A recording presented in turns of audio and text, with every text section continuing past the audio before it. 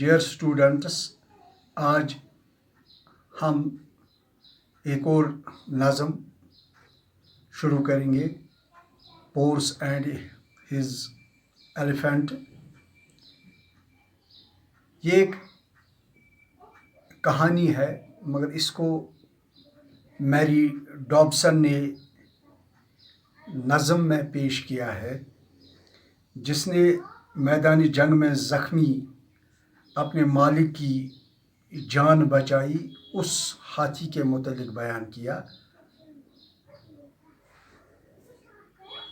उसके मालिक का नाम तो पोर्स, जो किंग था, वो नबर आजमा हुए, यानी लड़ाई हुई मैदानी जंग में अलेक्जेंडर द ग्रेट के साथ।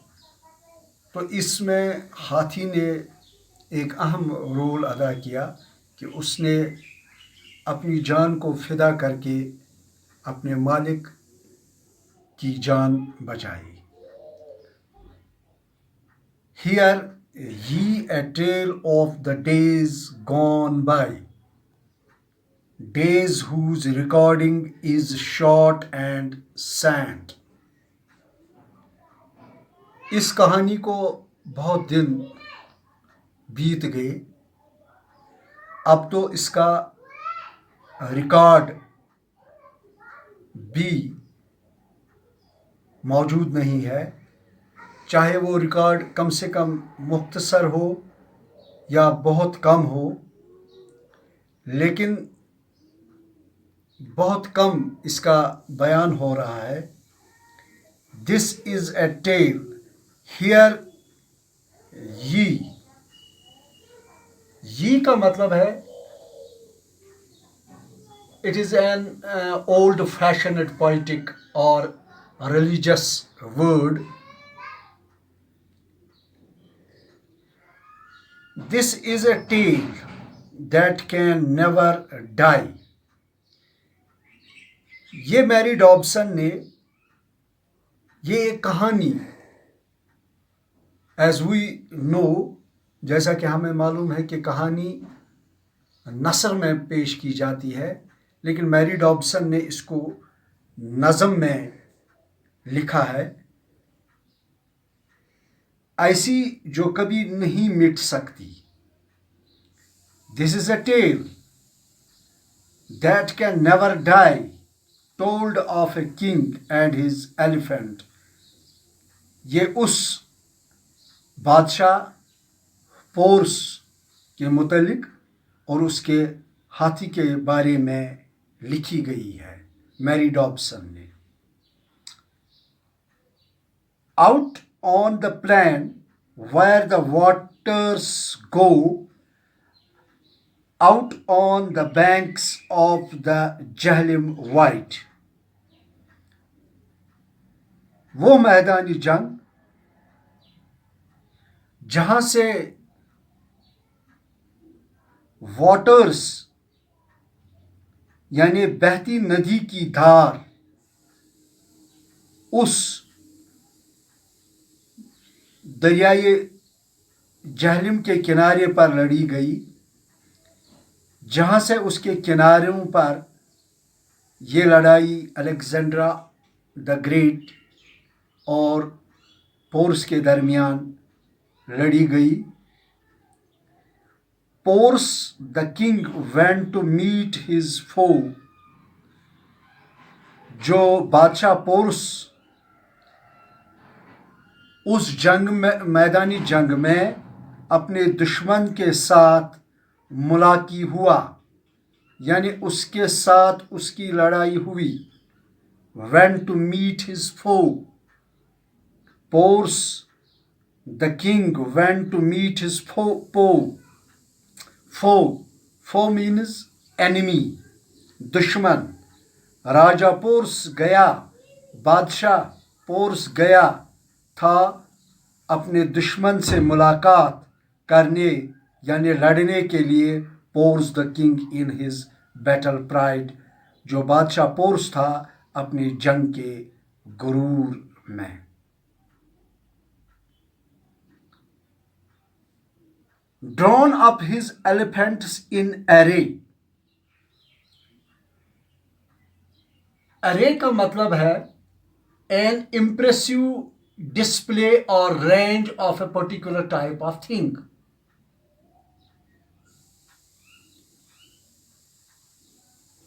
Drawn up his elephants in array, standing in a state in unbroken rank. अपने साथियों को कर दिया खड़ा, अपने साथियों को एक लाइन में, एक कतार में खड़ा कर दिया, शाही ढंग से, जो खड़े एक अटूट दर्जाबंदी में, unbroken rank, standing in a state, एक ऐसी हालत में खड़े थे. While Alexander the Great for Frey, जबकि सिकंदर आजम ने जंग के लिए lead of his troops on the others bank, जबकि सिकंदर आजम ने जंग के लिए अपनी फौज की क़यादत की दूसरे किनारे पर, यानी एक तरफ पोर्स खड़े थे और दूसरी तरफ Sikandar Azam Alexander the Great. Fierce, ragged the fight, it was hard to tell what would betide. Betide means happen. Fierce means having or displaying an intense, यानी शिद्दत दिखाना. अपनी लड़ाई में उसने शिद्दत दिखाई. Intense, display, having or displaying, जो उसने अपनी लड़ाई में शिद्दत दिखाई. और खौफ के, फ्यूरियस, डर उसका था. और फिर फ्यूरियस के साथ क्या था? Ragged, raised, feel or express, violent, uncontrollable, be angry. Raised का दूसरा मीनिंग बी एंग्री, या इसको कहेंगे हम feel or express, violent, uncontrollable, जिस पर काबू ना. इतनी शरारत, उतना उसमें, उस लड़ाई में शिद्दत थी. तो इसी के साथ खौफनाक चली लड़ाई. मुश्किल था ये कहना कि अब क्या होगा, कौन सा ग्रोह जीतेगा. और वो लड़ पड़े और खूब लड़ पड़े. इतनी लड़ाई चली. Till from his elephant sudden fell. Porus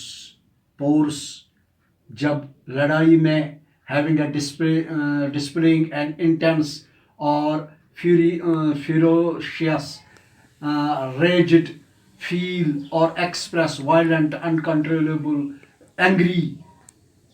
तो क्या हुआ कि अचानक पोर्स अपने हाथी से गिर पड़े. Till from his elephant sudden fell Porus the king, who was wounded sore. वो बुरी तरह से जख्मी हो गए. तो इसके इतने ही स्टैंजा पढ़ेंगे आज. तो इसमें भी यहाँ सबसे पहले इन स्टैंजाज में राइमिंग वर्ड्स है, जैसे बाय, डाई, स्कैंट, एलिफेंट, गो, फो, वाइड, प्राइड, एरे, फ्रे, रैंक, बैंक, टेल, फेल, मोर, सोर. तो ये इनके राइमिंग वर्ड्स है।